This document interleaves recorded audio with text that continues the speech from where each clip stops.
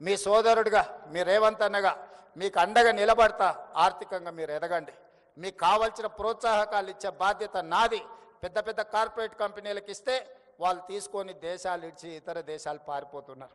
వందల వేల కోట్ల రూపాయలు ఈ దేశంలో గత 10 సంవత్సరాలలో 16 లక్షల కోట్ల రూపాయలు కార్పొరేట్ కంపెనీలకు అప్పిస్తే బ్యాంకులకు ఎగవేసి దేశాలు ఇడిచిపెట్టి పారిపోయినారు. కేంద్ర ప్రభుత్వం 16 లక్షల కోట్ల రూపాయలు వాళ్ళకి ఇచ్చిన పన్నులు రద్దు చేశారు.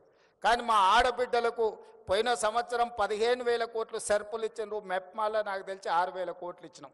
పోయిన సంవత్సరం 21,000 కోట్లు ఆడబిడ్డలకు అప్పిస్తే ఒక్క రూపాయి కూడా ఏ బ్యాంకుకి ఎగవేయకుంటే ఈ ప్రపంచంలో కడుతున్న వాళ్ళు, చెల్లిస్తున్న వాళ్ళు, మిత్తితో సహా చెల్లిస్తున్న వాళ్ళు ఎవరైనా ఉన్నారు అని అంటే మా ఆడపడుచులు. ఆర్థిక క్రమశిక్షణ ఆడబిడ్డలను చూసి నేర్చుకోవచ్చు. అందుకే ఈ సంవత్సరం కూడా వాళ్ళని ప్రోత్సహించాలని ఇంతకుముందు దివ్య గారు చెప్పినట్టు 15,000 టార్గెట్ పెట్టుకుంటే 20,000 కోట్లకు రీచ్ అయిందంటే ఈరోజు బ్యాంకులకు మీ పట్ల ఒక విశ్వాసం, నమ్మకం ఉంది. మీకు ఇచ్చే ప్రతి రూపాయి వడ్డీతో సహా సరైన సమయంలో మీరు చెల్లిస్తారని. మీరు ఆర్థిక క్రమశిక్షణతో ముందుకు వెళ్తున్నారు కాబట్టి మీరు ఆర్థికంగా అభివృద్ధి చెందడానికి అవకాశం ఉంది.